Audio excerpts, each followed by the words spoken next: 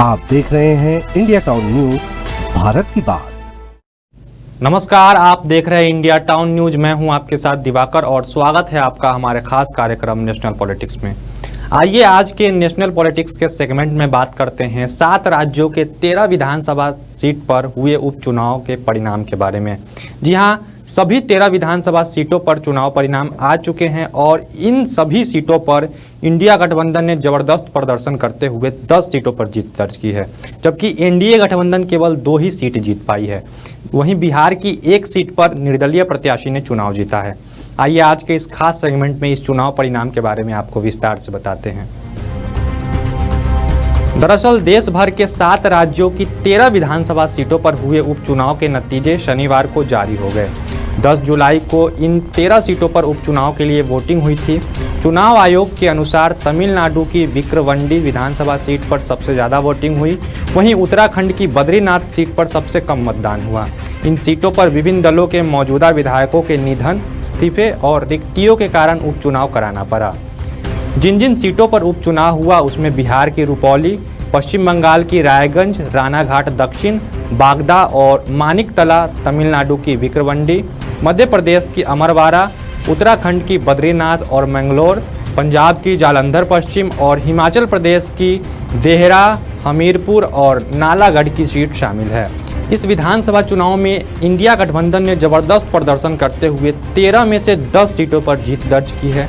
वहीं एनडीए गठबंधन केवल 2 सीटें ही जीत पाई है, जबकि 1 सीट पर निर्दलीय प्रत्याशी ने जीत दर्ज की है। ये उपचुनाव जो 13 सीटों पर हुए बहुत महत्वपूर्ण, हर उपचुनाव हर चुनाव महत्वपूर्ण होता है, बहुत महत्वपूर्ण चुनाव थे। दूसरी बार 1.5 महीने में, 1 महीने में समझ लीजिए, दूसरी बार भारतीय जनता पार्टी को देश की जनता मजबूती से कुछ संदेश देना चाहती है। लोकसभा चुनाव में संदेश बहुत स्पष्ट था, हुजूर इस कदर भी न इतरा के चलिए। अब 1 महीना हो गया, लोगों ने देखा रवैया में कोई फर्क नहीं है, अभी भी वही ऐंठ, वही घमंड, वही अहंकार।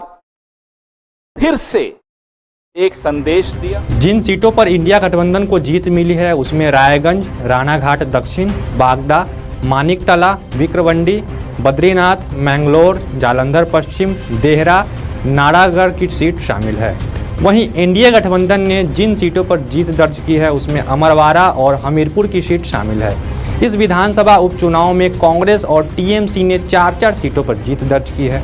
वहीं बीजेपी केवल 2 सीट ही जीत पाई है, जबकि आम आदमी पार्टी, डीएमके और निर्दलीय विधायक ने 1-1 सीट जीतने में कामयाबी हासिल की है। ये जो चुनाव हुआ था ये बीजेपी ज्वाइन करने की वजह से हुआ था।